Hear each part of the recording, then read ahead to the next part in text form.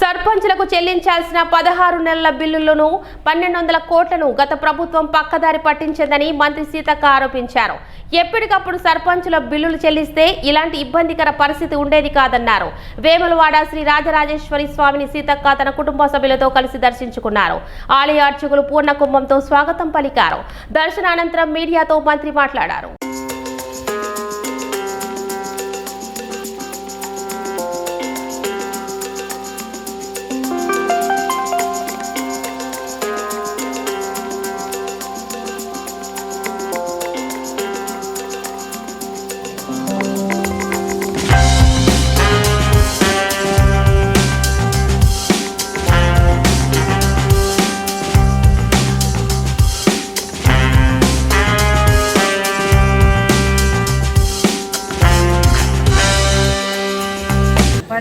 దాదాపుగా 16 నెలల నుంచి మొత్తం దాదాపుగా 1200 కోట్ల పైగా గత ప్రభుత్వం బిల్లులన్నీ సైడ్ ట్రాక్ పట్టించి వాడుకున్నది, వేరే దిక్కు వాడుకున్నది.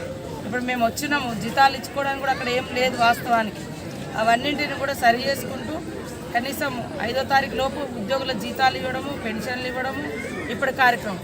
మీరు ఇది ఇస్తాన్నారు, చేయలేదు అంటారు. మేము ఎక్కడ కూడా ఒక్క రూపాయి కూడా రాష్ట్ర ప్రజల యొక్క ఆస్తులను కానీ అంటే ప్రభుత్వం యొక్క డబ్బును కానీ మా సొంత ప్రయోజనాలకు, మాకు ఇష్టానికి, మా నచ్చిన అంటే కట్టడాల కోసం మేము ఎక్కడ కూడా వాడలేదు.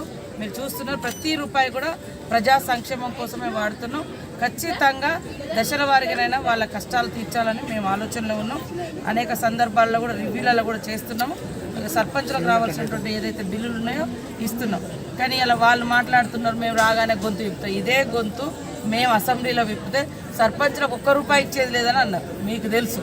ఇప్పుడు ఇక్కడ ఉన్నటువంటి నాయకులు మేము అడుగుతాం ఆ డబ్బులన్నీ కూడా ఎప్పటికప్పుడు వాళ్ళు స్టేట్ ఫైనాన్స్ వచ్చినటువంటి ఏవైతే ఉన్నాయో అవన్నీ వాళ్ళకి ఇచ్చేస్తే ఇంత ప్రాబ్లం ఉండకపోవు వాస్తవానికి.